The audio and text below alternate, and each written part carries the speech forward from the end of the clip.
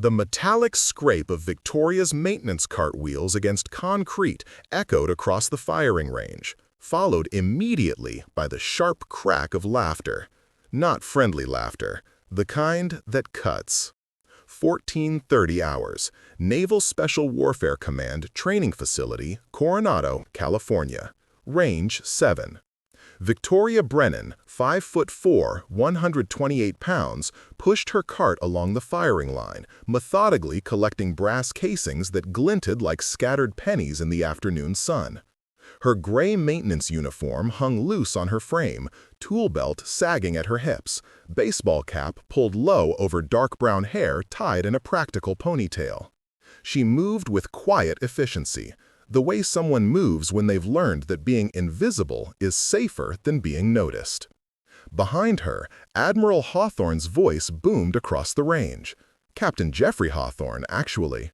6'1", 195 pounds, silver-gray hair in regulation cut, blue eyes sharp with the kind of authority that comes from 28 years wearing the uniform. He stood surrounded by 6 officers and 40-plus SEALs and trainees, all gathered for what was supposed to be a routine inspection tour and training demonstration. "Hey, sweetheart, you missed some brass over here." Victoria didn't look up, just adjusted her route, pushing the cart toward the voice. Lieutenant Jake Whitmore, 29, blonde crew cut, poster boy handsome in the way recruiters love. He stood with his arms crossed, grinning at his own cleverness. She bent down, started collecting the casings he'd deliberately scattered with his boot. "What's your call sign, wrench girl?" Hawthorne's voice carried that particular tone of amusement that comes right before cruelty. "Mop 1?" 45 phones lifted in unison. This was content. This was entertainment. Victoria said nothing. Her hands moved steady, dropping brass into her collection bucket with soft metallic planks. 1 casing. 2. 3. The rhythm was meditative. Safe. "My girlfriend could probably outshoot you with a water pistol." Chief Petty Officer Derek Mullins, 34, dark hair, muscular build, the kind of instructor who mistakes volume for authority. He stepped closer, playing to the crowd now, playing to Hawthorne. The bucket filled. Victoria stood, started to move toward the next section of range. That's when the sound happened. 50 yards down the line, a SEAL was performing maintenance on an M4A1. The bolt cycled wrong. A sound like metal grinding against metal, almost imperceptible under the ambient noise of the range. Victoria's head turned, just slightly. Her eyes tracked to the weapon. "That's a gas port obstruction," she said quietly. Not to anyone in particular, just thinking out loud, the way mechanics do. "Carbon buildup in the gas tube, 3rd port from the chamber." The SEAL looked at his weapon, field stripped it, stared. She was exactly right. The laughter stopped for maybe 2 seconds, long enough for Master Chief Petty Officer Raymond Kellerman to notice. 47 years old, 5'10", graying brown hair, hazel eyes that had seen things in Bagram and Ramadi that still visited him at 0300. He stood 30 feet back, observing the inspection tour, with the detached attention of someone who'd learned long ago that the most dangerous thing on a base wasn't the enemy, it was bored officers with something to prove. He watched Victoria's grip on the brass bucket. Tactical hold, 3 fingers, thumb creating compression point. He watched the way she pivoted, not civilian shuffle, combat footwork, maintaining base, checking sectors without appearing to check sectors. That's not how maintenance workers move, he thought. But the laughter resumed before he could process it further. "Lucky guess," Whitmore said, but his voice had less confidence now. "You work at a gun range before this?" "Something like that." Victoria's voice was quiet, professional, the kind of quiet that comes from practice. She returned to her work, moved to the next firing position, bent down. Petty Officer First Class Travis Cordell, 26, red hair, freckles, 6'2" of insecurity wrapped in bravado, stepped forward. The youngest of the group, the one still trying to prove he belonged. He kicked her bucket. 200 brass casings scattered across concrete like metallic rain. They rolled, bounced, spread across 20 feet of range in chaotic patterns. "Oops," Cordell said. "Slippery fingers. Must be the humidity." Victoria watched the casings settle, her jaw tightened. Just for a moment, a micro-expression that Kellerman caught from his position. Then her face smoothed back to neutral. "Better pick those up before someone trips," Hawthorne said, examining his fingernails with theatrical disinterest. "Wouldn't want a safety incident." Victoria knelt, started collecting, one casing at a time. The sun beat down on her back. Sweat formed at her hairline. The concrete was hot enough to hurt her knees through her uniform pants. 45 phones recorded every second. Kellerman took 3 steps toward Hawthorne. "Sir, I don't think—" "You don't think what, Master Chief?" Hawthorne didn't even look at him, eyes still on Victoria, kneeling in the scattered brass like some kind of penance. "Sir, her movement patterns, the way she—" She what? Picks up trash? That's literally her job description." 50 feet away, Petty Officer Second Class Emily Frost watched from the armory window. 24 years old, 5'6", dark blonde hair in regulation bun, intelligence specialist assigned to SEAL teams. One of maybe 8 women on the entire facility. She'd seen this before. Different target, same script. Her hand moved toward her radio. Stopped.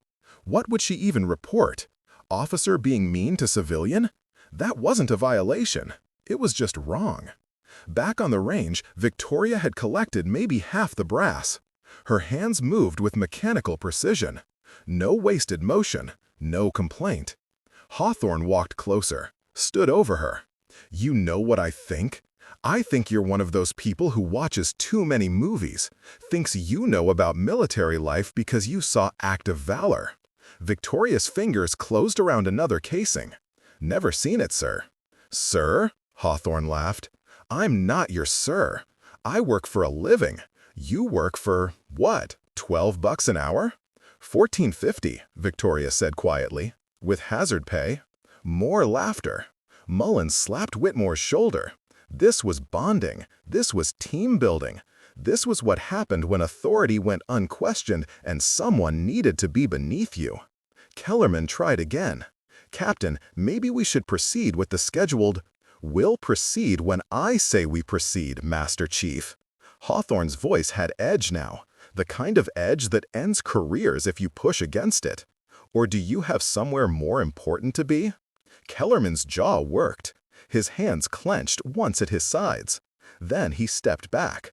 Proper position, proper distance. Hating himself for it. Victoria finished collecting the brass. Stood. Dumped the casings into her cart with a sound like metal rain in reverse. She didn't look at any of them. Just turned her cart toward the armory, ready to disappear back into the safety of anonymity. "Hold on," Whitmore said. "We're not done here." Victoria stopped. Waited. "You identified that weapon malfunction pretty quick. For a cleaning lady?" "I pay attention," Victoria said. "To what? The Discovery Channel?" A small scar was visible on Victoria's left forearm, maybe 3 inches long. The kind of scar that comes from something sharp and moving fast. Kellerman saw it, recognized the pattern. Bullet graze. He'd seen enough of them. His heart started beating faster. "Tell you what," Hawthorne said, voice carrying across the range now, performance mode fully engaged. "Since you seem to know so much about weapons, how about you show us what you can do?" Victoria's posture reshifted. Micro-adjustment. Shoulders back, spine straight. Then she forced herself back to maintenance worker slump. "I don't think that's appropriate, sir." That word again. Sir. Automatic. The way it comes out after years of saying it. "I'm making it appropriate," Hawthorne said. "Consider it community outreach. We like to engage with our civilian support staff, build relationships. Isn't that right, gentlemen?" Chorus of agreement. 50 voices, one ugly intention. Victoria looked at Kellerman. Just for a second. Her green eyes met his hazel ones. In that moment, he saw something that made his blood run cold. He knew those eyes. He'd seen them in combat zones, in operators who'd been downrange so many times they'd left parts of themselves in foreign soil. Those weren't civilian eyes. Those were killer's eyes. 1,500 hours. The crowd hadn't dispersed. If anything, it had grown. 50 people now, maybe more. Word traveled fast on a military base, especially when someone was about to be humiliated. Victoria stood near her maintenance cart, silent, while Whitmore, Mullins, and Cordell formed a loose triangle around her. Not threatening exactly, just present, the way wolves circle something they haven't decided whether to eat yet. Hawthorne examined a rack of training weapons like he was selecting produce at a market. Let's start simple. Field knowledge, basic competency. He pulled an M4A1 from the rack, checked the chamber, confirmed it was clear, handed it toward Victoria. She took it. Her hands moved automatically. Press check, chamber inspection, trigger test, magazine well examination, professional sequence, muscle memory, zero hesitation. Kellerman's eyes widened. That was operator-level weapons handling. That was hundreds of hours of training made automatic. "Well," Hawthorne asked, "think you can tell us what you're holding?" "M4A1 carbine," Victoria said quietly. 5.56 NATO, gas-operated, magazine-fed. This one's seen maybe 15,000 rounds. Extractor starting to wear. You've got another 5,000 before it needs replacement. Dead silence. Whitmore blinked. How can you possibly know the round count? Bolt face erosion pattern. Carbon scoring on the chamber walls. Gas tube discoloration. Victoria's voice remained neutral, clinical. It's basic metallurgy. Mullins laughed, but it sounded forced now. Basic metallurgy, right. You take online classes or something? Victoria set the rifle down carefully. Didn't answer. Frost, watching from the armory window, pulled out her tablet. Started searching personnel records. Civilian maintenance staff. Hired 8 months ago. Victoria Brennan. Previous employment listed as equipment technician. No details. Security clearance. Active, but level unspecified. That was unusual. Most civilian contractors had clearance levels clearly stated. She tried to access more detailed records. The system asked for authorization codes. On the range, Cordell decided to test something. He picked up a loaded magazine from the demonstration table, made a show of examining it, then casually tossed it toward Victoria's head. Fast. No warning. Her hand snapped up, caught it. Didn't flinch, didn't duck, just intercepted it mid-flight with the kind of reflex that only comes from people who've had things thrown at them in environments where dropping them means dying. Her fingers automatically performed a press check, confirming the ammunition type by weight and feel. 5.56 NATO, M855A1 Enhanced Performance Round. 62 Brain Steel Penetrator Tip. She held the magazine out to Cordell. "You should be more careful. These aren't toys." Cordell took it back, face flushed. Half the crowd had gone quiet. The other half was murmuring. Phones adjusted angles, zooming in. Kellerman moved closer to Hawthorne. Spoke low. "Captain, I really think we should..." "Should what, Master Chief? Stop testing whether our civilian support staff knows basic weapon safety? This is a military installation. Everyone here should have fundamental knowledge." But Hawthorne's voice had less certainty now. His eyes kept tracking back to Victoria, like he was trying to solve an equation that wouldn't balance. Whitmore stepped forward, attempting to regain control of the situation. "Okay, you know rifle nomenclature. Lots of people know that. Let's see if you can actually do anything with one." He grabbed the HK416 variant Hawthorne had been examining earlier. The new model, fresh from procurement. He'd been struggling with the optic earlier, couldn't get the zero right. "This optic," he said, holding the weapon out where Victoria could see it. "What's wrong with it?" Victoria glanced at it, didn't touch it, just looked. "Nothing's wrong with the optic. Your zero is off because you didn't account for cold bore shift. That Schmidt-Bender PMII always pulls 0.4 milliradians right at this temperature. Windage needs 3 clicks right. Elevation's perfect where it is." Whitmore stared at her, looked at the rifle, looked back at her. There's no way you could know that from 10 feet away. I can hear the tension in the turret spring when you move. It's at 47 clicks, should be at 50. That's 3 clicks. She paused. Also, your turret cap is cross-threaded. You'll want to fix that before it strips. Whitmore examined the optic closely. The cap was, in fact, slightly cross-threaded. He adjusted the windage 3 clicks right, test aimed at a downrange target. Perfect sight picture. His hand started shaking, just slightly. Mullins stepped in, voice too loud, overcompensating. Lucky guess, anyone could've. No, Kellerman interrupted. No, they couldn't. That's advanced ballistics knowledge. That's operator-level understanding of equipment performance under variable conditions. Hawthorne turned on him.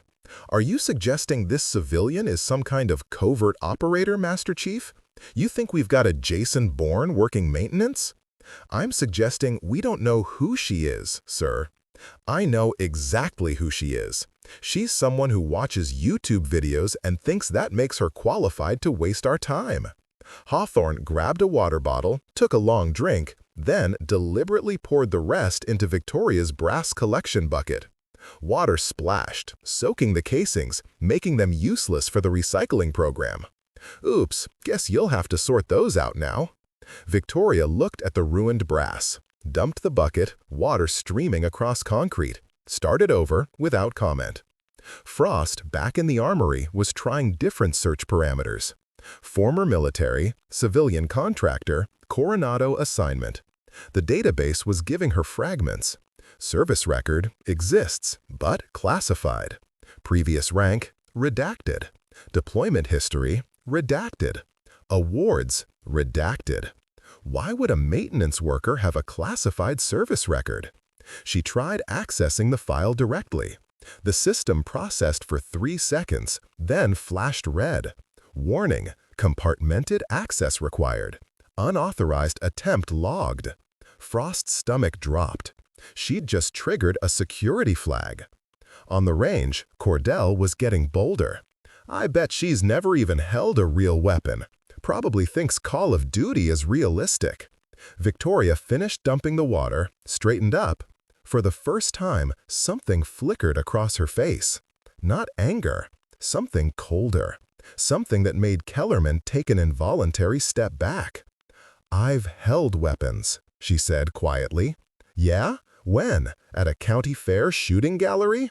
Victoria's jaw clenched, released.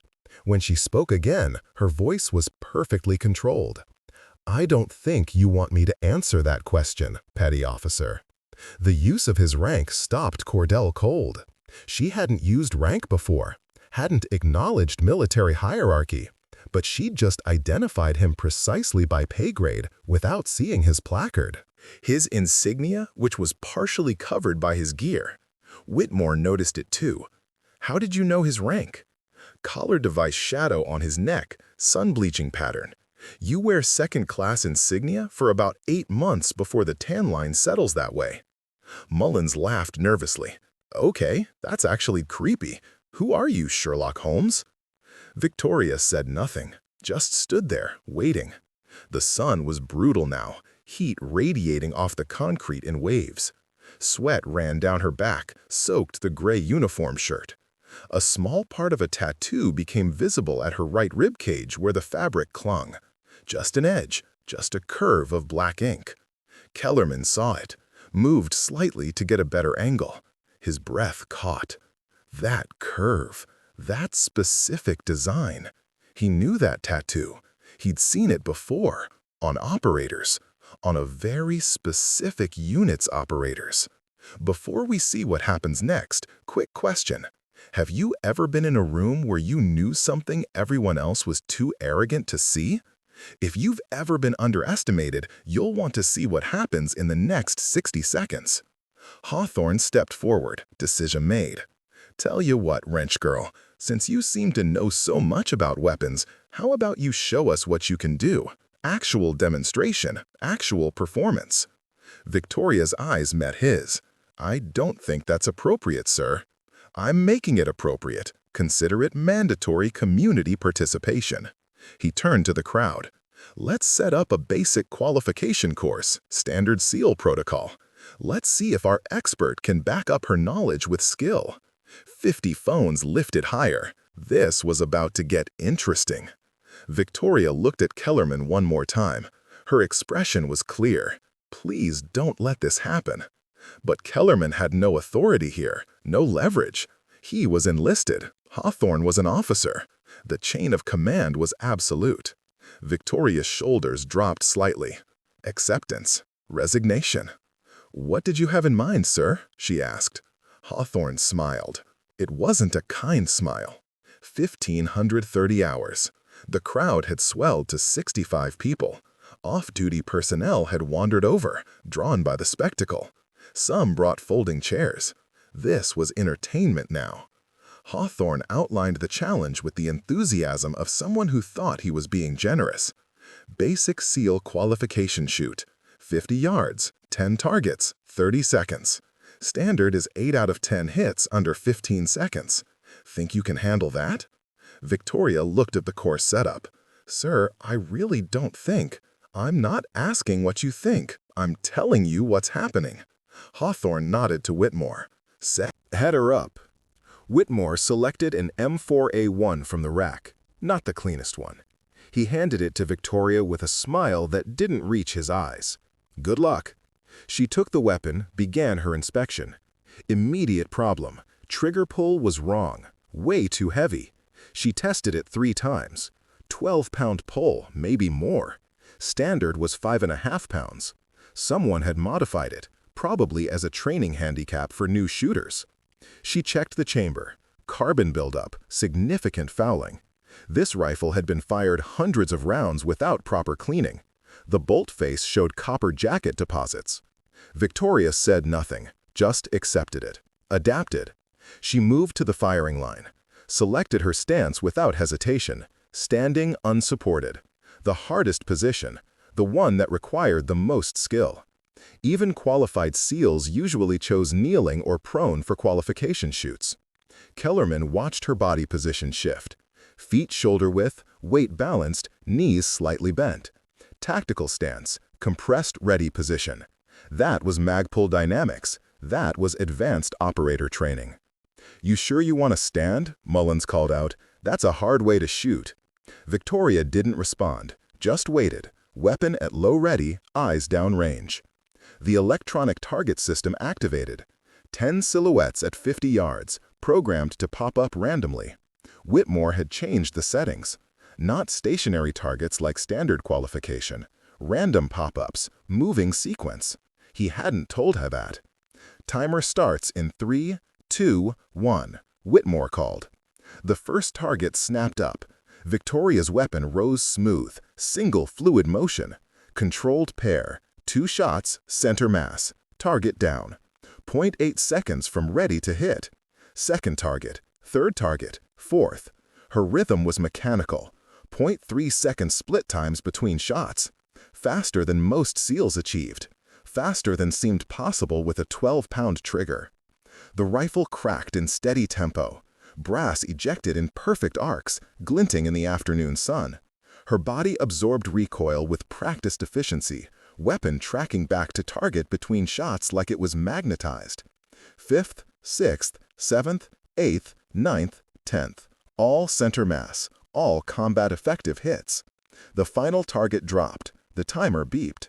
The electronic display was visible to everyone. 11.2 seconds, 10 out of 10 hits. SEAL qualification standard was 15 seconds, 8 out of 10. She'd beaten it by nearly 4 seconds. Perfect accuracy, with a sabotaged weapon, standing unsupported. The silence lasted exactly 4 seconds.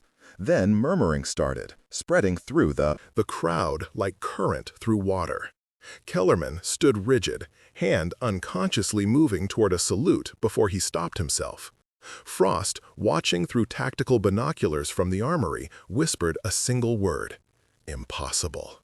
Hawthorne's face had gone from smug to confused to something approaching anger. Lucky run. Beginners get lucky sometimes. But his voice lacked conviction now. Whitmore checked the targets personally, walking down range. Every single hit was center mass, tight groupings, professional accuracy. He looked at the electronic scoring system, looked at Victoria, looked back at the targets. "Sir," he said carefully, "these aren't lucky shots. This is expert marksmanship." "Then she'll do it again." Hawthorne's voice was sharp now, edges showing. To prove it wasn't a fluke. Cordell laughed nervously. "Come on, sir, I said she'll do it again." Hawthorne turned to Victoria. Same course, but this time blindfolded. The crowd gasped. Even the most experienced SEALs looked uncomfortable. Blindfolded shooting wasn't standard qualification. It was advanced close-quarters training, the kind used for room clearing in zero-light conditions. Targets were called out verbally, shooters engaged by sound and spatial memory. This was a classified training technique. Most people in the crowd didn't even know it existed. But Kellerman knew it, and the fact that Hawthorne was suggesting it meant he knew it too. Which meant this wasn't about testing Victoria anymore. This was about something else, something darker. Victoria stood silent for a long moment. When she finally spoke, her voice was tired. "Sir, that's not a standard qualification protocol. I'm aware of what it is. Can you do it or not?" She could refuse, should refuse. This was voluntary. She could walk away, go back to her maintenance cart, disappear into obscurity. But 65 phones were recording, 65 people were watching, and something in the way Hawthorne was looking at her made it clear. If she backed down now, the harassment would never stop. Sometimes you fight not because you want to, but because the alternative is worse. "I'll need a spotter," Victoria said quietly. Whitmore stepped forward, reluctant now. "I'll spot." Someone produced a blindfold, standard tactical blindfold, complete blackout. Victoria accepted it, tied it herself with practiced efficiency. Checked the seal, no light penetration. She returned to the firing line, took her stance. The rifle came up to low ready. Her world went dark. The crowd was dead silent now. This wasn't entertainment anymore. This was something else. Something that felt wrong to watch. "Ready," Victoria said. Whitmore's voice came from behind her. "Target 3, 50 yards, center." Victoria's rifle rose smooth. Slight adjustment left based on voice direction and memory of target layout. She fired. Controlled pair. Downrange, target 3 sparked twice. Center mass hits. Target 7, 50 yards, left side. Pivot, aim adjustment, fire. 2 hits. Target 1, 50 yards, right side. Smooth transition, shoot. Perfect hits. Whitmore called out 8 more targets. Victoria engaged each one with mechanical precision. Her breathing remained controlled, steady. 4-count tactical breathing between engagements. The kind of breathing that keeps you calm when people are shooting back. Final target. Final shots. She safed the weapon, removed the blindfold. Timer display, 13.7 seconds. 9 out of 10 hits. 1 miss on a target Whitmore had called while she was mid-reload. Timing deliberately off. SEAL instructor standard for this drill was 18 seconds. 7 out of 10. She'd beaten that by nearly 5 seconds. While blindfolded, with a weapon she'd never fired before today. Kellerman's hand moved to his mouth. He recognized what he was seeing now. This wasn't talent. This wasn't natural ability. This was years of training. Thousands of hours of muscle memory. The kind of training that only happened in very specific places. Very classified places. Mullins stared at the targets. "That's not possible. That's Tier 1 level shooting." "It's trick shooting," Hawthorne said, but his voice was defensive now. "Anyone can learn tricks." "Sir," Kellerman said carefully, "I've been in naval special warfare for 28 years. I've never seen anyone outside of DevGru shoot like that." The word hung in the air. DevGru, Development Group, SEAL Team 6, the most classified unit in naval special warfare. Hawthorne's face flushed red. Are you suggesting this civilian maintenance worker is a DevGru operator, Master Chief? Because that's insane. I'm suggesting we don't know who she is, sir, and maybe we should find out before this goes any further. But it was already too far. Hawthorne had committed now. Backing down meant admitting mistake. Admitting he'd harassed someone who might be exactly what Kellerman was suggesting. Pride is a dangerous thing. One more test, Hawthorne said. Field strip. Multiple weapons. If she's so knowledgeable, she can prove it. He had 3 weapons laid out on a table. M4A1, HK416, Sig Sauer MCX. Different platforms, different takedown procedures. SEAL instructors could field strip. 90 seconds, Hawthorne said. Think you can manage that? Victoria looked at the weapons, looked at Hawthorne. Something shifted in her expression. Not anger, something colder, like a door closing. Yes, sir, she said. I can manage that. 1555 hours. 85 people now. Word had spread across the entire facility. Training exercises had paused, administrative personnel had wandered out. Even the base security force had sent representatives. 3 weapons lay on the table. M4A1 carbine, HK416, SIG MCX. All cleared, all safe, all waiting. Victoria stood before them, hands loose at her sides. The crowd pressed closer. Phones formed a semicircle of lenses, all focused on her. Timer starts on your move, Hawthorne said. He held a stopwatch like a judge at a competition. 90 seconds, full disassembly and reassembly, all 3 weapons. Kellerman stood off to the side, heart pounding. He'd seen SEAL instructors do this drill. The fastest he'd ever witnessed was 72 seconds, performed by a Master Chief with 20 years of armorer experience. Victoria placed her hands on the first weapon, the M4A1, took one breath, moved. Her hands blurred. Charging handle out, bolt carrier group extracted, buffer spring, buffer, upper receiver separated from lower. Each component placed in precise order, muscle memory so ingrained she didn't need to think. 18 seconds. The M4A1 lay in perfect component array. She moved to the HK416. Different system, different takedown pins. Didn't matter. Charging handle, bolt carrier assembly, gas piston, handguard. Systematic, flawless, zero wasted motion. 22 seconds. Total time elapsed, 40 seconds. The SIG MCX was the most complex, completely different operating system. Most SEALs needed supervision the first few times they field stripped one. Victoria's hands moved like she'd been doing it her entire life. Bolt release, charging handle, upper receiver separation, bolt carrier, gas system. Each piece removed with practiced precision, placed in order. 24 seconds. She disassembled all 3 weapons in 64 seconds. The crowd was silent. Not the stunned silence from before. Something deeper. Something like recognition. Reassembly was faster. 41 seconds total. Every component returning to its proper place, every pin seating with satisfying clicks, every function check performed automatically. Final time, 105 seconds. But that included reassembly. The challenge was 90 seconds for disassembly only. She'd beaten the standard by 26 seconds.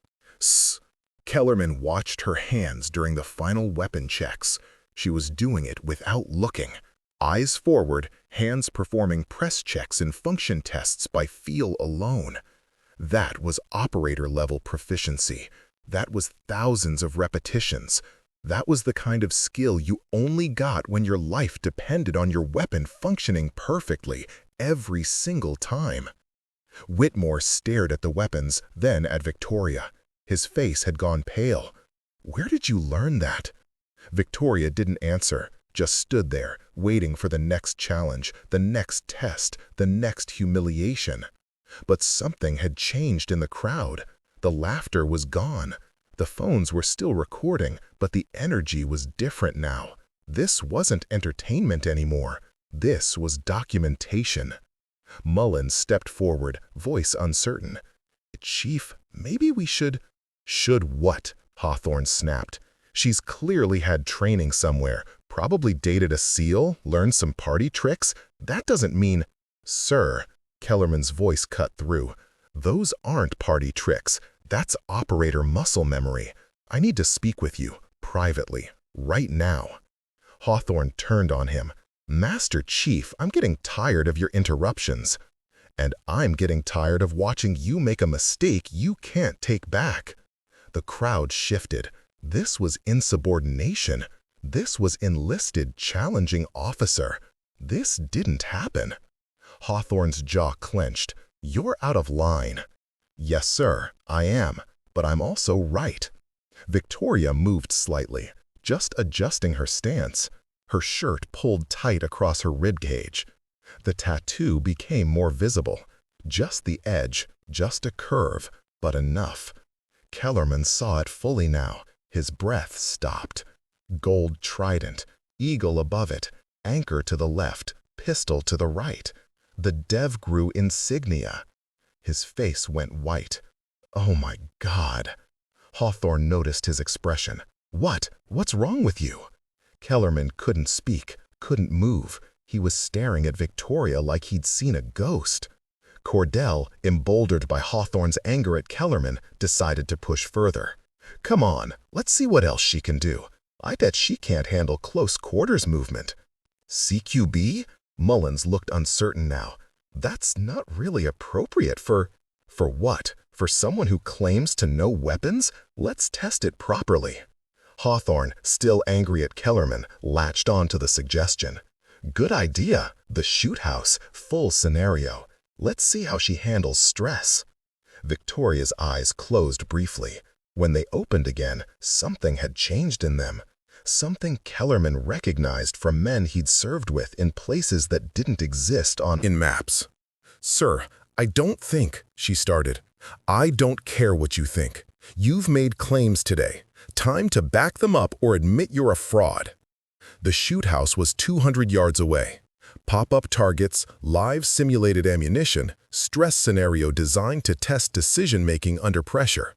SEAL's standard completion time was 45 seconds, 85 hostile hits, 0 civilian casualties.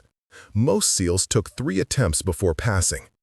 Victoria looked at the shoot house. Her hands were steady, but Kellerman could see the micro-expressions now, the tiny indicators of distress. This wasn't about proving a point anymore. This was triggering something. Frost, back in the armory, was frantically trying to reach someone, anyone in command. The security flag she triggered had disappeared from her screen. No confirmation, no response, just gone. That was wrong. Security violations always generated response within minutes, unless someone at a very high level had intercepted it. The crowd moved toward the shoot house. 85 people forming a loose procession, phones still recording, voices rising in speculation. Victoria walked alone, 10 feet ahead of everyone else. Isolated, silent. Kellerman caught up to her, spoke low. You don't have to do this. Yes, I do. Her voice was barely audible. Who are you? But he already knew, already understood. Someone who made a mistake 8 months ago. She looked at him. Someone who wasn't ready to stop being invisible yet. Your tattoo. I know what you saw. She kept walking. Please don't tell them, not yet. Let me do this my way. This will trigger you. The shoot house, the scenario, I know what it'll do, Master Chief. But if I run now, this never ends. I'll spend the rest of my life being the maintenance worker who couldn't back up her knowledge. She paused. My team died 8 months ago. All of them. I'm the only one who walked out. If I can't do this, then what was the point of surviving? Kellerman had no answer for that. They reached the shoot house. Whitmore was setting up the scenario, loading simunition into a Glock 19. Paint rounds, non-lethal but realistic. The course was configured for hostage scenarios. 6 rooms, 12 hostile targets, mixed with 4 civilians, 2 hostages requiring extraction. Failure meant dead hostages. Failure meant civilian casualties. Failure meant disqualification. Victoria accepted the weapon, checked it professionally, holstered it, took her position at the entry point. The crowd formed up behind safety barriers. 85 faces, 85 witnesses. Thorne held the timer. Course goes live in 30 seconds. Standard SEAL protocol. Any questions? Victoria shook her head. She was breathing differently now. 4-count rhythm. Combat breathing. Preparing. Kellerman watched her face. Watched the transformation. The maintenance worker was disappearing. Something else was emerging. Someone else. 20 seconds. Frost finally got through to someone. Base operations. I need to speak to whoever's on duty. It's urgent. I triggered a security flag on a classified file and no one's responded. What file? The voice was bored. Civilian contractor. Victoria Brennan. Pause. Long pause. Then, hold the line. 10 seconds. Victoria's hands flexed once, twice. Her eyes closed. When they opened, they were different. Focused. Predatory. Kellerman whispered, "God help us all." 5 seconds. The buzzer sounded. Course active. Clock running. Victoria entered the shoot house. The door closed behind her. 85 people watched tactical screens showing CCTV feeds from inside. What they saw in the next 38 seconds would change everything. In base operations, someone picked up Frost's call. A woman's voice, sharp with authority. "This is Vice Admiral Corrigan. Who accessed Commander Brennan's file?" Frost's stomach dropped. "Commander? Ma'am, I did, but I didn't know she was..." "Where is she right now?" "The shoot house, ma'am. They're making her run a qual course." Long silence. Then, "Get my helicopter ready. I'm 10 minutes out." The line went dead. The tactical screens showed Victoria moving through the shoot house like water flowing downhill. Effortless. Inevitable. Room 1. She sliced the corner. High compressed ready position. Checking angles with the precision of someone who'd done this in buildings where mistakes meant body bags. Hostile target appeared left. Double tap center mass. Paint round splattered blue. Time elapsed, 1.8 seconds. Kellerman watched the screen, hands gripping the barrier rail. That's not civilian training. That's not even regular SEAL training. Room 2. Hostage scenario. Civilian target directly in front of hostile. Human shield configuration. Victoria created an angle, shifted 2 feet right. Acquired sight picture through a gap maybe 4 inches wide. Single shot. Hostile down. Civilian untouched. Time 2.1 seconds. Whitmore stared at the screen. "That shot's impossible.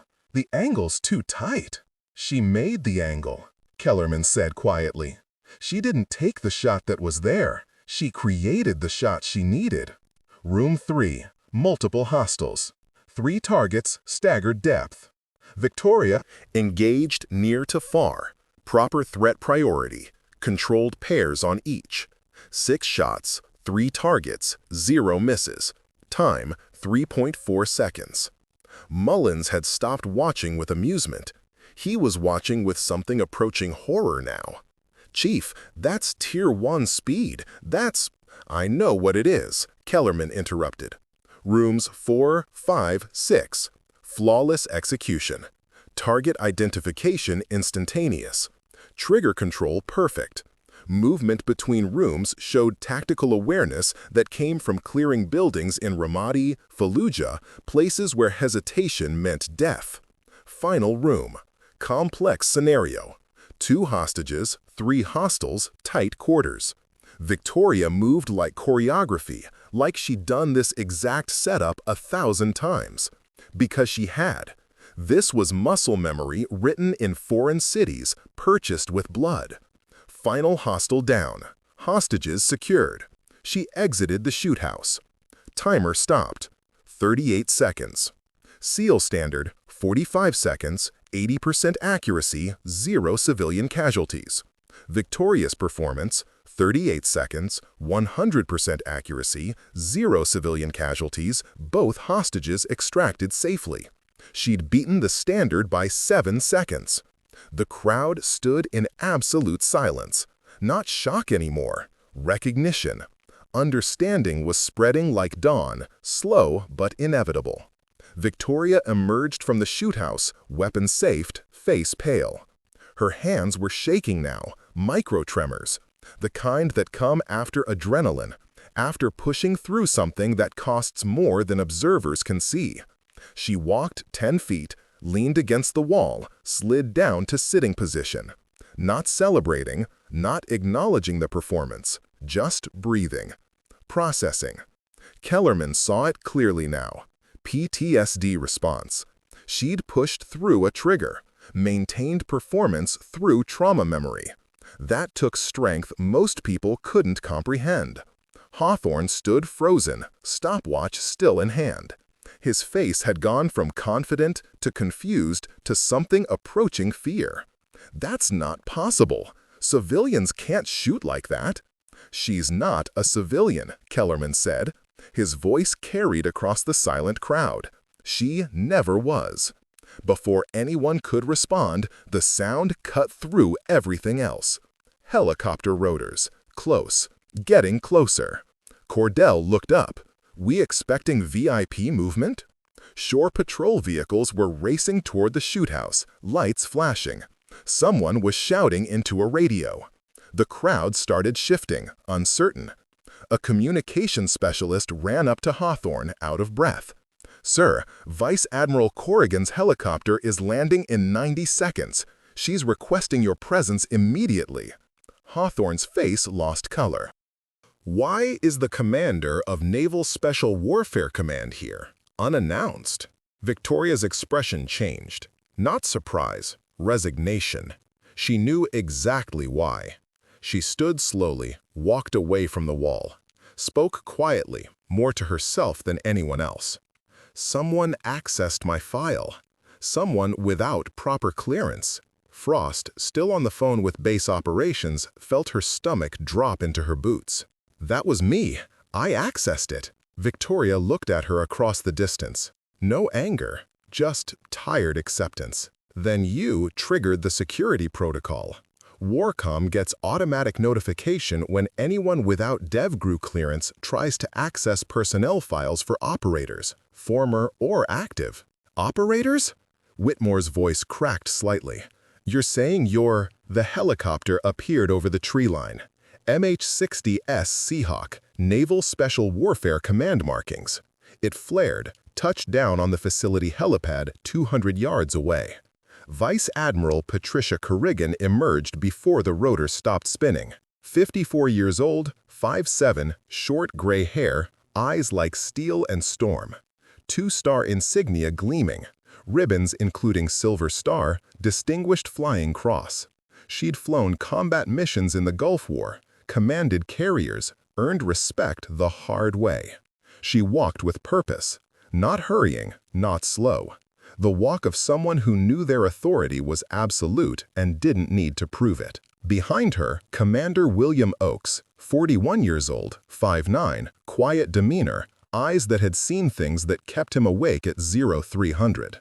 DevGru Squadron Commander, combat veteran, carrying a tablet with classified files. The crowd parted like water. 85 people, all trying to simultaneously appear busy and invisible. Kellerman snapped to attention. Others followed.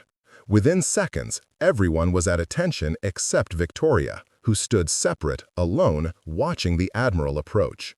Corrigan's eyes swept the crowd, landed on Hawthorne. "Captain, interesting training exercise you're conducting." Hawthorne straightened. "Ma'am, I wasn't informed of your visit." "That's because it's an unannounced inspection." Her voice could cut glass. "And apparently well-timed." "Commander Oakes, what triggered the security alert?" Oakes checked his tablet. "Ma'am, unauthorized access of classified personnel file at 15:55 hours. File belongs to former Lieutenant Commander Victoria Ann Brennan, Naval Special Warfare Development Group." The words hung in the air like smoke after gunfire. Lieutenant Commander? DevGru? 70 people who'd been laughing 90 minutes ago suddenly couldn't find anywhere to look. Corrigan's eyes found Victoria. "Commander Brennan, Still prefer civilian clothes, I see. Victoria came to attention automatically. Muscle memory. Ma'am. At ease. Corrigan walked closer, spoke lower but still audible. You didn't call me. When this started, you could have called me directly. Ma'am, I didn't want to cause trouble. Trouble? Corrigan's eyebrow raised. Commander, you're a decorated combat veteran being harassed by officers who should know better. That's not trouble. That's a leadership failure I need to correct. She turned to Hawthorne. Captain, explain why you forced a retired DevGru operator through qualification courses like she was some kind of trained monkey.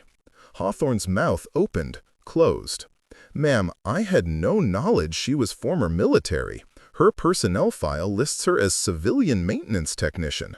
Her file lists her as civilian contractor with active security clearance and classified background. Did you bother to ask why a maintenance worker would have those credentials? Silence.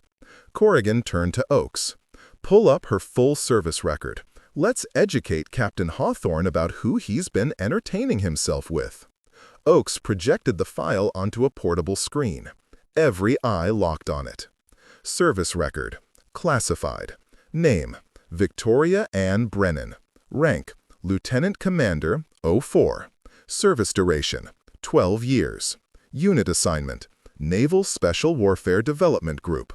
Clearance level: TS/SCI. Multiple compartments. Deployments: 7 combat tours. Iraq, Afghanistan, Syria. Confirmed combat actions: redacted. Awards and decorations: Silver Star, Bronze Star with Valor, X3, Purple Heart, X2, Navy Commendation Medal with Valor, Combat Action Ribbon. Status: Medical Retirement, 2023. Reason: Psychological trauma following classified operation. The screen showed her official photo. Dress uniform, 04 insignia, stone-faced professionalism. The woman in that photo looked nothing like the maintenance worker in the gray uniform, but the eyes were the same. Whitmore made a sound like he'd been punched. Mullins had gone gray. Cordell looked like he wanted to disappear into the concrete. Corrigan let the silence stretch, let them absorb it, let the weight of their actions settle like lead in their stomachs. Commander Brennan completed SEAL training in 2012. One of 3 women to ever complete DevGru selection. She served 7 combat deployments in direct action roles. Corrigan's voice was clinical now. Medical examiner detailing cause of death. Her team was lost 8 months ago in Syria. Classified operation. She was the sole survivor. Victoria's jaw tightened. That was the wound. That was the cost. I placed her here as part of a rehabilitation program, Corrigan continued. Anonymous work, manual labor, time to heal without the weight of her reputation, without people treating her like a ghost or a hero. She looked at Hawthorne. Instead, you decided to humiliate her for sport. Ma'am, I swear I didn't know. You didn't know because you didn't ask. You assumed, you judged, you abused your authority. Corrigan's voice dropped to something colder. Captain Hawthorne, you are hereby relieved of this inspection duty. Report to my office at 800 tomorrow. We'll discuss your future, or lack thereof. Hawthorne's face crumbled. Corrigan turned to Victoria. Commander, I need you to answer questions truthfully for the record. Did you identify yourself as former military to anyone present? No, ma'am. Did you claim qualifications you don't possess? No, ma'am. Did you at any point request or encourage this confrontation? No, ma'am. I attempted to decline participation multiple times. Corrigan nodded, looked to Kellerman. Master Chief, your senior enlisted present. What did you observe? Kellerman's voice was steady, professional. Ma'am, Captain Hawthorne and several officers subjected Commander Brennan to public humiliation. They forced her participation in qualification courses she repeatedly tried to refuse. When I attempted to intervene, I was ordered to stand down. And you complied with that order? Yes, ma'am, to my shame.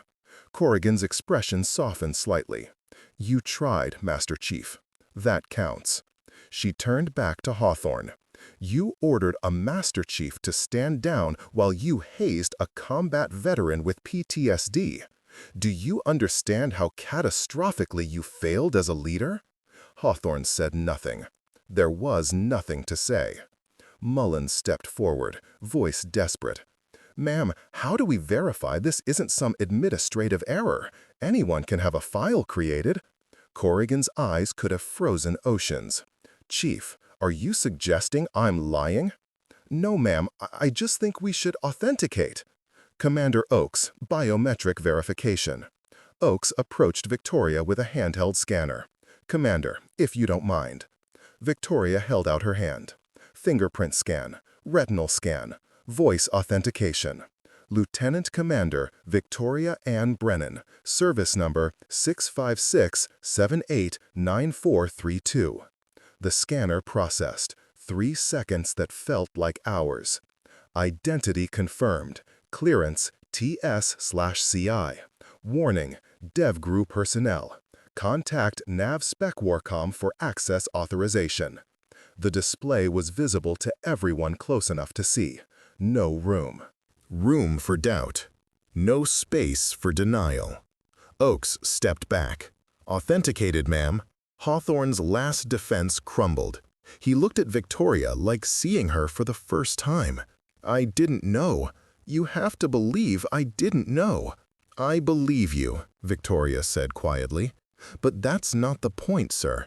You didn't know my background, but you knew I was a human being. That should have been enough. The words landed like artillery. Simple.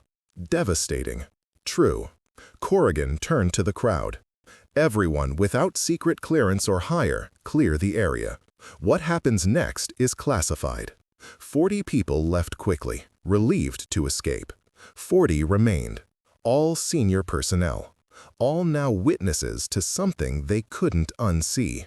Corrigan addressed the remaining crowd. Let me be clear about something. Commander Brennan's placement here was therapeutic. Anonymous work was part of her recovery from severe psychological trauma. You just forced a PTSD-suffering veteran to relive combat scenarios for entertainment. She paused. If any of you think that's acceptable, find me after this.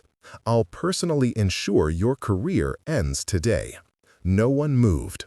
No one spoke. Victoria stood separate from everyone, arms wrapped around herself. Not cold, protecting. Kellerman recognized it. Defensive posture. Someone trying to hold pieces together. Hawthorne tried once more.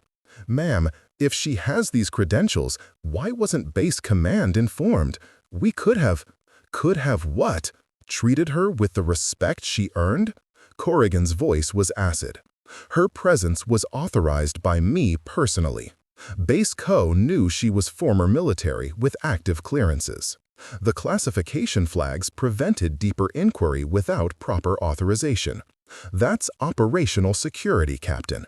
Something you should understand. Whitmore spoke up, voice hollow.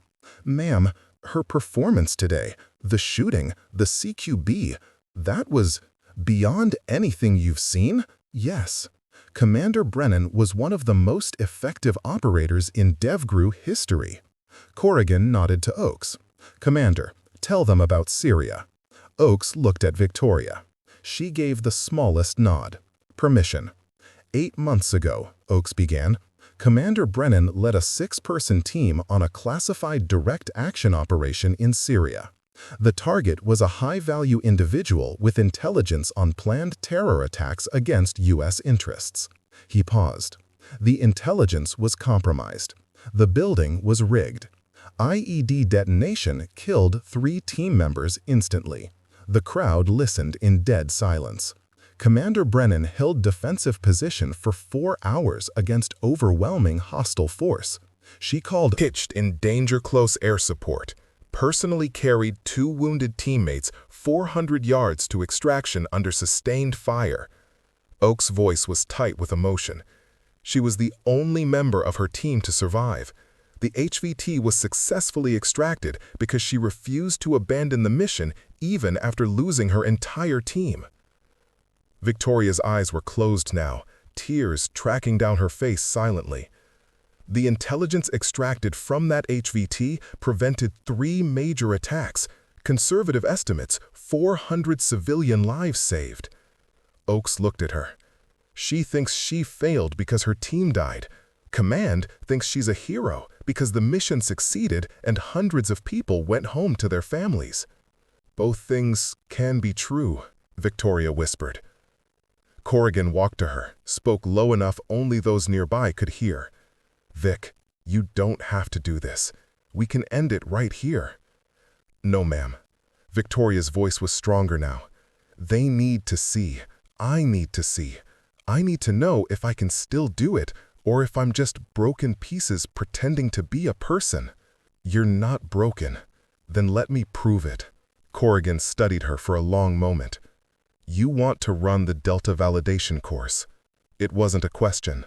Corrigan knew her well enough to see it. Yes, ma'am. That's the final test DevGrow operators take before deployment certification. 60% of active operators fail it. I know, ma'am. I helped design it. Corrigan looked at the crowd, back to Victoria. If you have an episode during the course, you'll pull me out. I understand. Long silence. Then Corrigan turned to Oakes. Set up Delta validation. Full parameters. Oakes hesitated. Ma'am, that course is... I know what it is. Set it up. The crowd shifted. Even the most experienced SEALs looked uncomfortable now. Delta validation wasn't public. Most of them had only heard stories. Kellerman leaned to a junior SEAL. What's Delta validation? It's the nightmare scenario, Master Chief. Everything that can go wrong in an operation compressed into one course. 400 yards, mixed environment, hostage scenarios, time pressure, equipment failures built in. It's designed to break you. Pass rate? Among active DevGrow operators, 40%. 1645 hours. The course was being configured. 400 yards of hell. 8 structures. 12 hostile targets. 4 civilians. 2 hostages. Multiple failure points. Limited ammunition to force decision-making under stress. DevGrow standard. 180 seconds, 90% hostile hits, 0 civilian casualties, both hostages extracted. Current active operator average, 168. Course record, 151 seconds, set by a team leader in 2019. Victoria stood at the start line. They'd given her full kit now. Plate carrier, helmet, HK-416 with EOTech, Glock 19, flashbangs, limited magazines, combat load. She looked different in gear, not like a maintenance worker, like what she was, an operator. Corrigan approached her one final time. Last chance to walk away. Can't walk away from myself, ma'am. PTSD doesn't care about proving points. I know, but my team died because I made a call in a building that looked wrong. I need to know if I can trust my instincts again. If I can't, then I have no business being alive when they're not. Corrigan's expression softened. They'd want you alive, Vic. Maybe, but I need to earn it. The course went active, timers armed, scenarios loaded. Structure 5 was configured exactly like the building in Syria. That was deliberate. Test the worst trauma. See if the operator could push through. Victoria checked her weapon one final time, closed her eyes, controlled breathing. 4 counts in, 4 hold, 4 out, 4 hold. Combat breathing, stress management. When her eyes opened, they were different, focused, clear. Weapons free on your mark, ma'am. Corrigan raised her hand, looked at the crowd, looked at Victoria. Show them who you are, Commander. The hand dropped. Victoria moved. Structure 1, door breach, smooth entry, pie the corner, hostile target, double tap, 4.2 seconds, textbook. Structure 2, window entry, hostage scenario, civilian in front of hostile. She created angle, precise shot, hostage secured, 8.7 seconds. Transition between structures, tactical movement, proper spacing, checking sectors. This wasn't practice anymore. This was combat autopilot. Structure 3, multiple hostiles, limited ammunition. Headshots at 25 yards, 3 targets, 3 shots, 12.1 seconds. Kellerman watched the screens, barely breathing. She's not just passing, she's running a perfect course. Structure 4, close quarters, transition to pistol, room clearing, 6.8 seconds. Then Structure 5, L-shaped room, hostage in center, hostile using human shield. Exact replica of Syria. Victoria entered, froze. 2 seconds, eternity in combat time. Her hands started shaking, breathing accelerated, trauma response. The room wasn't just a room anymore. It was Syria. It was her team dying. It was the sound of the explosion, the smell of blood and cordite. Corrigan's hand moved toward the abort switch. Victoria's eyes squeezed shut, opened. She made the shot. Shot. Through a 2-inch gap. Perfect placement. Hostile down. Hostage safe. But her hands were shaking badly now. PTSD fully triggered. She forced herself forward. 3 more structures. Each one harder than it should be because she was fighting her own mind now, not just targets. Structure 6, long range, 100 yards, moving target. Single shot, center mass. Structure 7, multiple hostiles, textbook engagement. Structure 8, final hostage extraction, under simulated fire, perfect execution despite visible tremors. She crossed the finish line. Timer stopped. 142 seconds. 9 seconds faster than the record. 100% hostile hits. 0 civilian casualties. Both hostages extracted. New course record. Victoria walked 10 feet, weapon safe. Then her legs gave out. She sat hard on the ground, back against a wall, weapon across her lap. Tears streaming. Hands shaking so badly she couldn't have held the rifle if she tried. Not celebrating. Processing. Surviving. Corrigan knelt beside Victoria. The crowd kept respectful distance. This was private now. This was a warrior dealing with wounds no one else could see. "You okay, Commander?" "No, ma'am." Victoria's voice shook. "But I did it. I can still do it." "You never couldn't." Corrigan helped her stand. PTSD doesn't erase skill. It just makes the cost higher. Victoria nodded, not trusting her voice. Tears still fell, but she didn't wipe them away. Letting them fall was its own kind of courage. Corrigan addressed the crowd. Her voice carried authority and barely controlled fury. "What you just witnessed remains classified. But I want everyone here to understand something." She paused, making sure every set of eyes was on her. Commander Victoria Brennan is one of 3 women to complete DevGru selection. She served 7 combat deployments with distinction. She has personally saved more American lives than most of you will meet in your entire careers. She pulled a folder from Oaks. Her Silver Star, Ramadi 2015. Single-handedly held a defensive position against 20-plus hostiles while her team evacuated wounded. 17 confirmed kills in 8 minutes. Sustained fire for 40 minutes until reinforcements arrived. The crowd was silent. Phones had been put away 20 minutes ago. This wasn't content anymore. This was witnessing. Her Bronze Stars, Helmand Province, Mosul, Raqqa, each one earned in direct combat action, leading from the front, bringing her people home. Corrigan's voice was steel. And her medical retirement. Syria 2023, leading a team into an ambush created by faulty intelligence. She lost 5 teammates.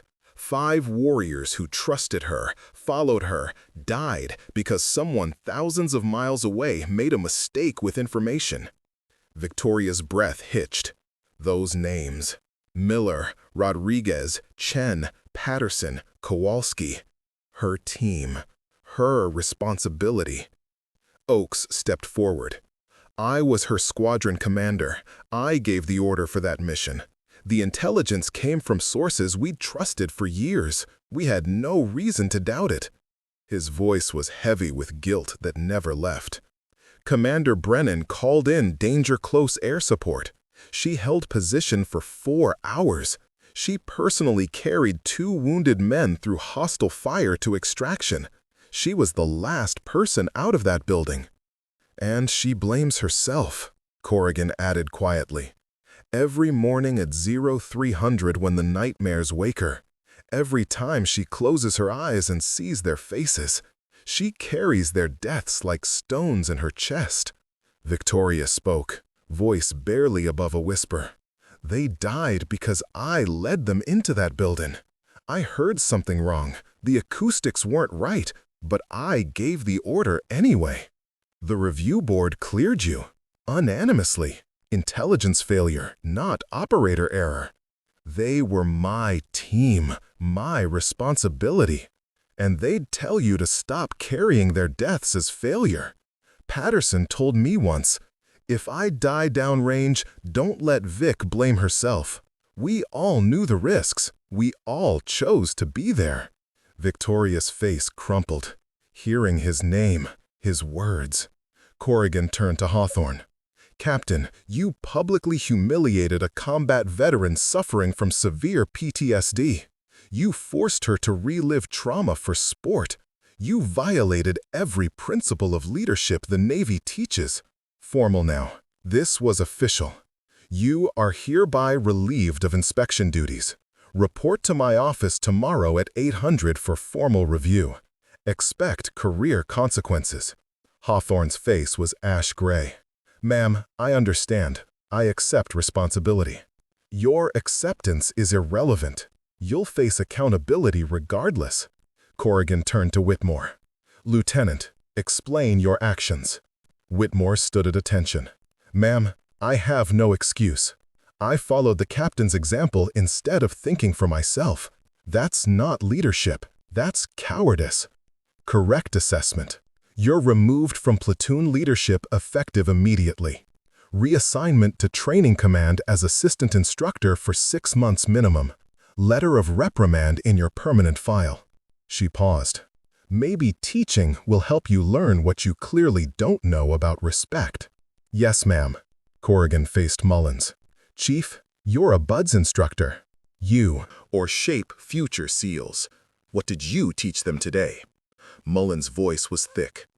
I taught them that bias and insecurity make you cruel. That I'm threatened by change and take it out on people who've proven more than I ever will. He looked at Victoria. Ma'am, I'm sorry.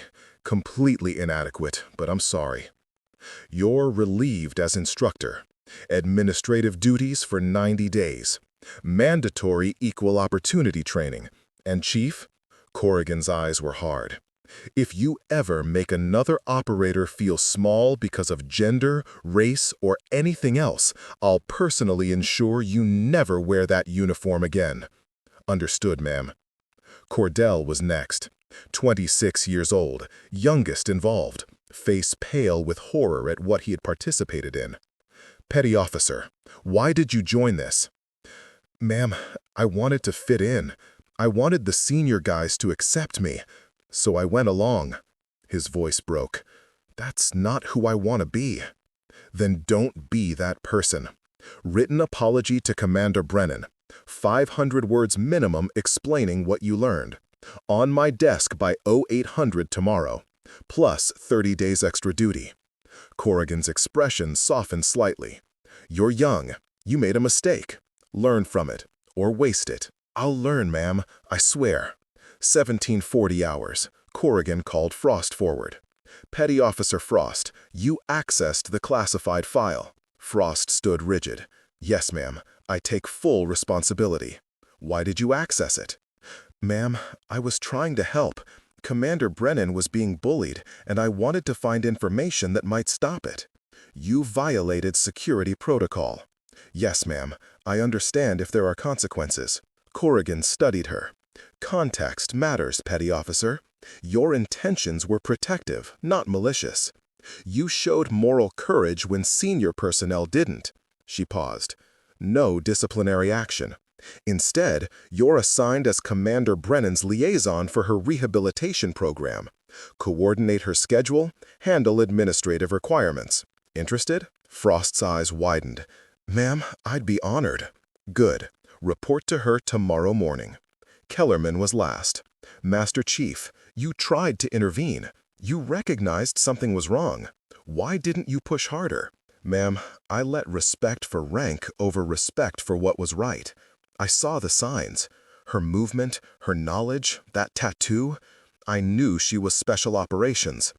I should have physically intervened, regardless of consequences. You tried. That counts for something. With respect, ma'am, trying isn't good enough when someone's suffering. Corrigan nodded. Lesson learned. I'm assigning you as Senior Enlisted Advisor for the women in SOF.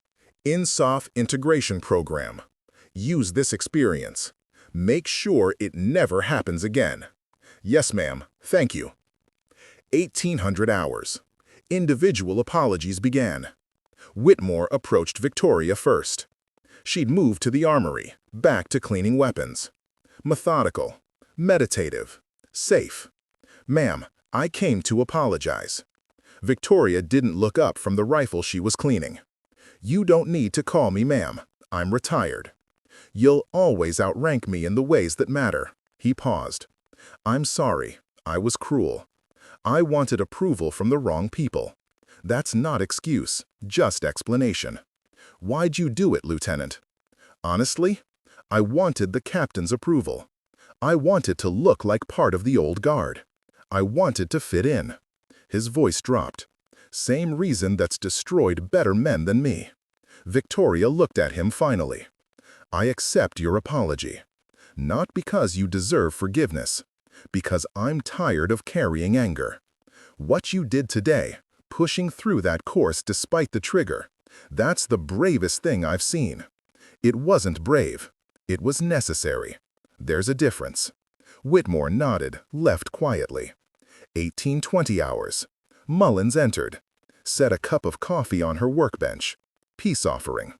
Commander, I owe you an apology that words can't cover. Then why try, Chief? Because silence is worse. He sat uninvited. I was threatened by you, by what you represent. Women in SOF challenges everything I thought I knew. That scared me, so I lashed out. Women have been in combat since humans invented war. We just weren't allowed to be official about it. I know that now. I'm sorry I had to learn it by humiliating a hero. I'm not a hero. Heroes don't survive when their teams die. Your squadron commander says different. Victoria's hand stilled on the rifle. He wasn't there. He didn't hear them die. Mullins had no response to that. He left the coffee, left her to her grief. 1835 hours. Cordell delivered his written apology. Handwritten, 3 pages. Victoria read it slowly. One section stood out. I followed bad examples because I was afraid to stand alone.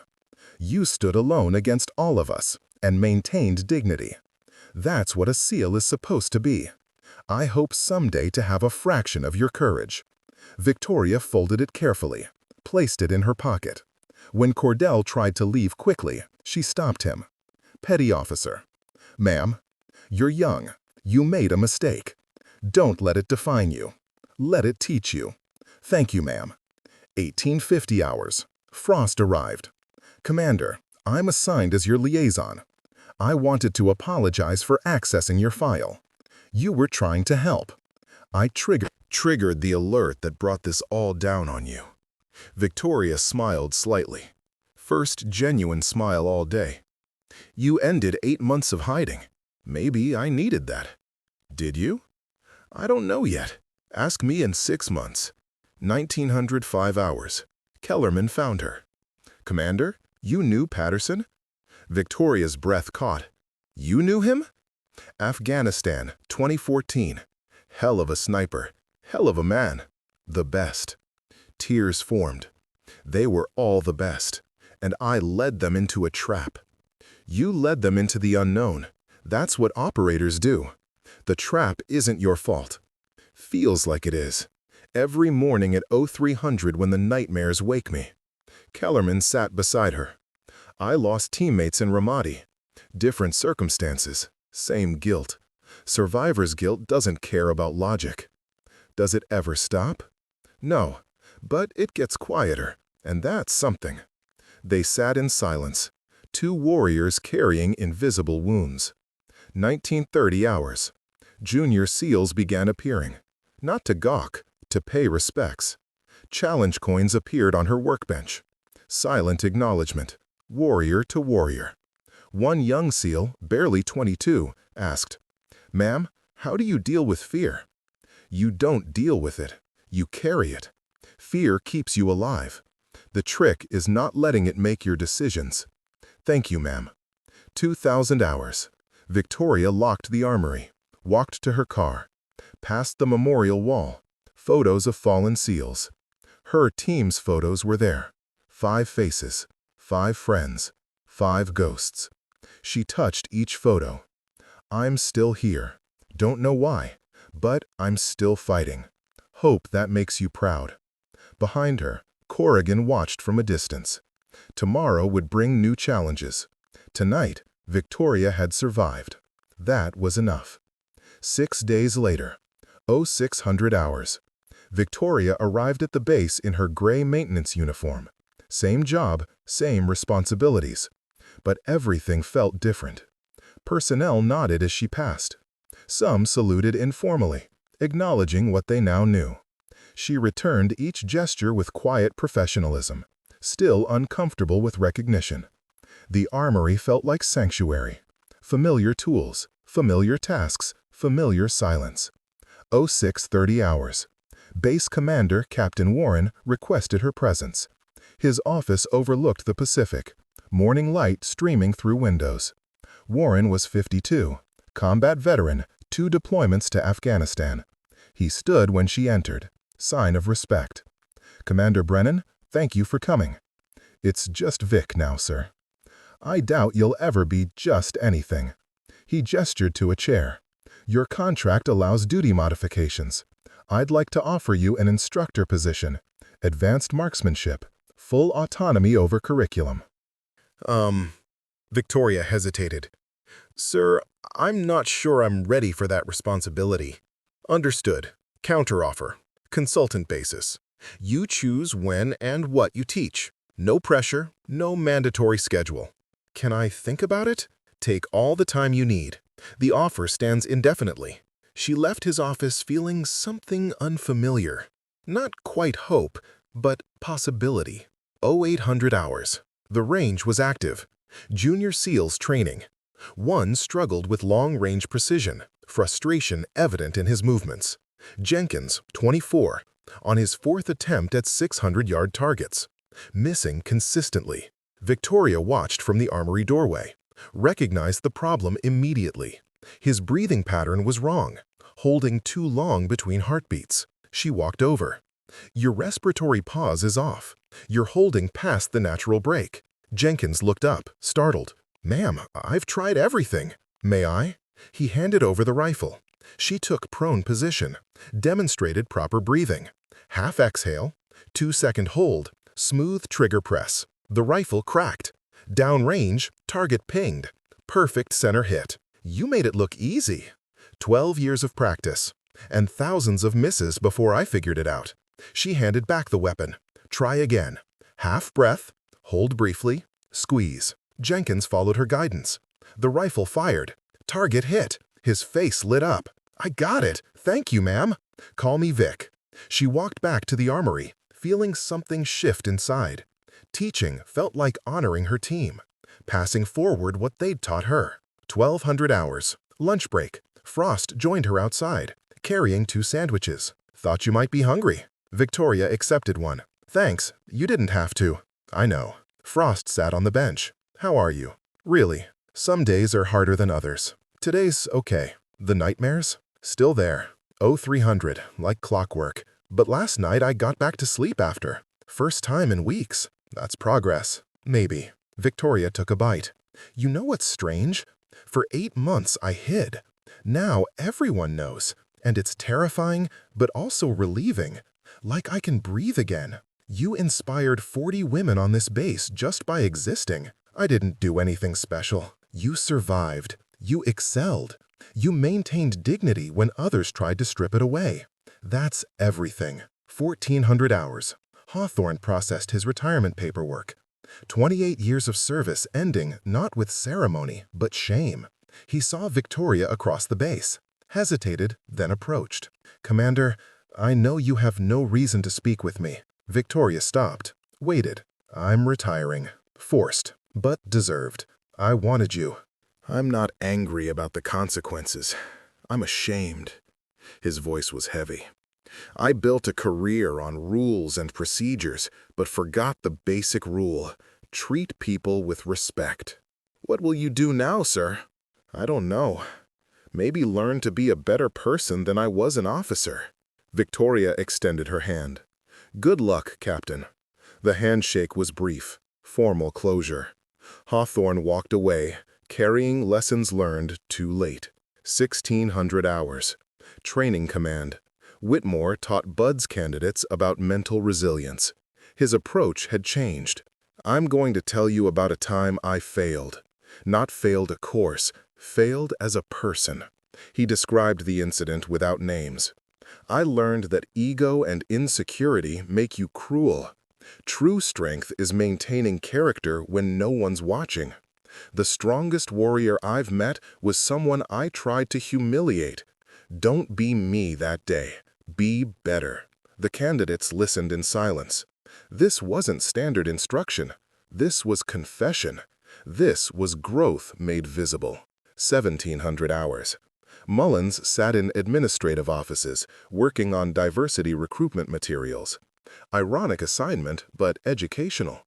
He read files of female SOF candidates, realizing their qualifications matched or exceeded his own at comparable career stages. His mandatory training report included one line that surprised him as he wrote it. "I was threatened by equality because I feared it would expose my mediocrity. Instead, it exposed my character. I'm grateful for the lesson, however painful." 1,800 hours. Cordell trained with his team.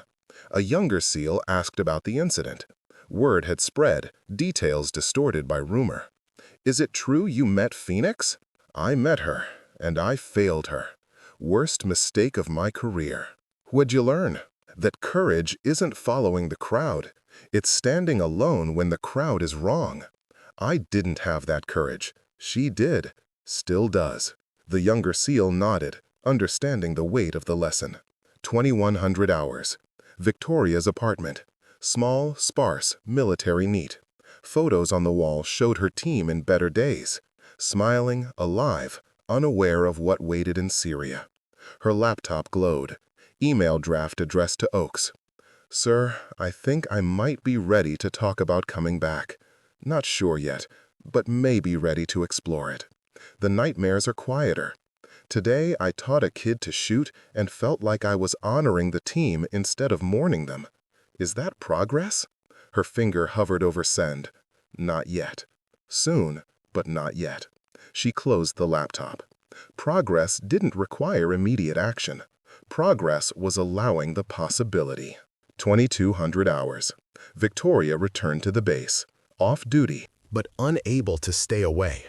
The memorial wall drew her like gravity. 5 photos, 5 flowers in her hands, one for each teammate. "Miller, you taught me to lead from the front." She placed the first flower. "Rodriguez, you taught me humor keeps you sane." Second flower. "Chen, you taught me compassion doesn't mean weakness." Third flower. "Patterson, you taught me patience and precision." Fourth flower. "Kowalski, you taught me loyalty matters most." Fifth flower. "I'm still here. Don't know why I survived and you didn't, but I'm trying to make it mean something. Hope I'm making you proud." Kellerman appeared from the shadows. "Can't sleep either?" "Never could after missions. Old habit." "I knew Patterson. Served with him in Afghanistan, 2014. He was the best sniper I ever worked with. He told me once, the mark of great leadership isn't preventing losses, it's making sure their sacrifices mean something." Victoria's voice broke. "Did mine mean something?" "You extracted the HVT. His intelligence stopped 3 major attacks. Saved hundreds of lives. Yeah, Vic, it meant something. He paused. And today, you showed 40 SEALs what real strength looks like. That means something too. Tears came. She didn't fight them. They stood together in silence, two warriors carrying invisible wounds, finding comfort in shared understanding. 2 weeks later, Victoria taught marksmanship twice weekly, voluntary, flexible schedule. Students were respectful, eager, grateful. Female Buds candidate Harper, 23, approached her after class. "Ma'am, I'm in Hell Week next month. I'm terrified." "Good. Fear keeps you sharp." "I'm afraid of failing, proving the doubters right, not being strong enough." "You'll probably fail some evolutions. Everyone does. The question isn't whether you fail, it's whether you get back up. How do I keep my mind strong? Remember why you're there. When you're in surf torture at 0300, frozen and miserable, remember your why. That's what gets you through. Do the nightmares ever stop? Victoria gave her the truth. I don't know yet, but they get quieter, and that's something. 4 weeks later, formal letter arrived. Naval Special Warfare Command invited her to participate in the 2024 SEAL Memorial Service. Her team would be formally recognized. Public ceremony. Her greatest fear. Public attention. Public grief. Public everything. But her team deserved honor. She wrote back, "I will attend. For them." 6 weeks later, Range 7, where it started. Victoria supervised training, wearing civilian clothes but commanding absolute respect. A young SEAL approached. "Ma'am, my dad told me never judge people by their job. Said you never know who you're talking to. Today, I understand what he meant. What's your dad's name?" "Master Chief Kellerman, ma'am." Victoria smiled. "He's a smart man. Listen to him." The SEAL nodded, walked away, carrying a lesson that would shape his career. Victoria finished her work, locked the armory. Sunset painted the Pacific in gold and crimson. Same view as months ago. Different context. She paused at her car. Looked back at the base.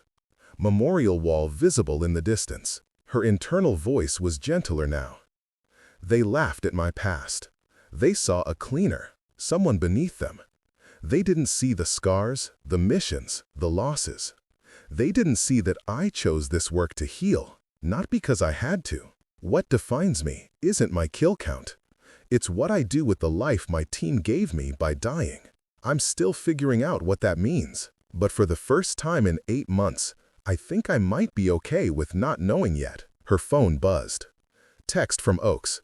"The team would be proud, Vic. I know I am. When you're ready to talk about coming back, we're ready to listen." She typed back. "Thanks, Bill. Not ready yet, but getting closer." That's progress. 6 months later. Bud's graduation. Harper graduated. One of 3 women in a class of 180. Victoria sat in the audience. Civilian clothes. Quiet pride. Harper saw her. Mouthed, "Thank you." Victoria nodded. Full circle. The struggle continuing through others. Legacy built in moments of mentorship. Present day. Memorial wall. Victoria placed flowers for a recently fallen SEAL from a different team. Not her teammate, but brother-in-arms nonetheless. A young female SEAL approached. "You're Phoenix, right?" "I used to be. Now, I'm just Vic." "Just Vic is more than enough. Thank you for proving it's possible. It's always been possible. I just made it visible." They stood together. Respect. Understanding. Shared burden of the trident. Camera pulled back. American flag. Naval Special Warfare flag. Sunset over the Pacific. Victoria drove away as darkness fell. Rearview mirror showed the base fading. Radio played softly. Her face showed peace.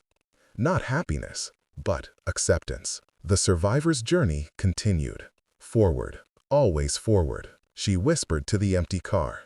To the ghosts riding with her. Still here, still fighting, still honoring you.